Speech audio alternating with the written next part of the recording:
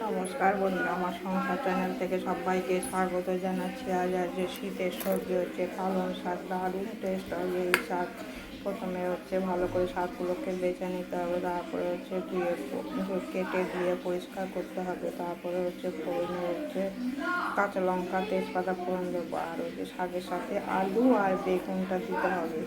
এটা যাতে একটুখানি মাখা মাখা হয়, মানে একটুখানি নরম নরম হবে।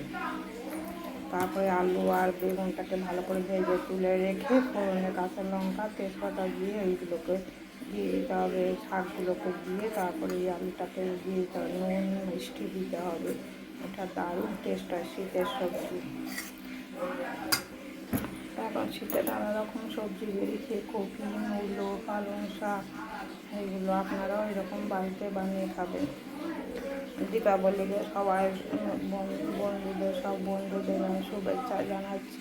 সবাই ভালো থাকবেন, সুস্থ থাকবেন, এরকমও বাড়িতে বানিয়ে খাবেন। এটা ডিনারেও রাতে খাওয়া যায়, আবার ভাত দিয়েও খাওয়া যায়, অপূর্ব টেস্ট লাগে। এখন একটু পালং শাক খুব ভালো লাগে।